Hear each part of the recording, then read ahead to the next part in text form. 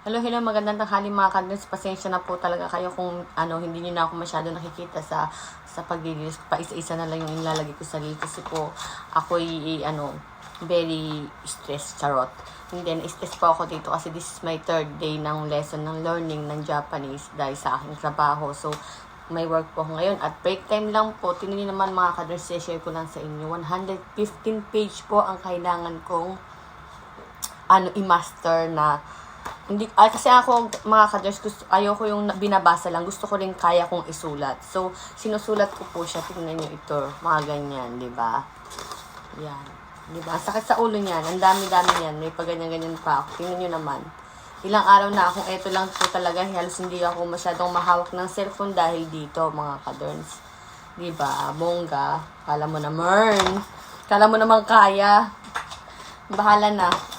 Kung hindi kaya ganun talaga. Kasi meron silang limit, mga kadorns na bigyan lang ako ng 2 months, 1 month or 2 months. Pero sabi ko kasi naman 1 month, kung ang Japanese nga hirap na hirap, ang Pilipina pa kaya. So, pakibigyan naman ako ng 2 months para mabasa ko lahat yung nandoon sa loob ng computer at talagang, ma-master ko talagang. Pinapangarap ko talagang mga kadorns na ma-master ang pagsulat ng Japanese at makabasa ng Japanese na kanji. So, 'di ba, kahit sino yung mga Japanese nga nahihirapan, ako pa kaya, 'di ba, na hindi naman ako nag-learn, hindi naman ako pumasok ng Japanese na school. Dito lang ako natuto sa salitang Japanese lang. Hindi talaga ako natutungo ganyan, hindi talaga ako yung alam mo yung nagpunta sa school para dito lang sariling sikap ang gawa, ang pag-learning ko ng Japanese. So, habang nag-learning ako, nagtatrabaho din ako, kaya so, super talagang medyo na-stress tayo mga kadorns dyan. So, pasensya na po talaga. Pag na-master ko po ito, talagang bansay tayo dyan.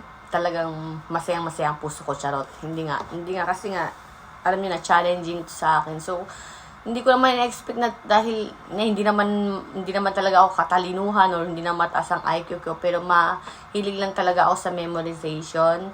Mahilig ako sa ganyan, mga kadors. Lalo na sa new things na kailangan nating pag-aralan. Super hilig po ako niya, mga kadors. Lalo na sa mga ganyan na na-thrill ako. Kaya ko ba ito? Ganyan. So, pasensya na po talaga kayo, mga kadors. At alam niyo po, medyo busy po talaga si Kadorsyo. Gabi, tanghali, nanay time, Darna.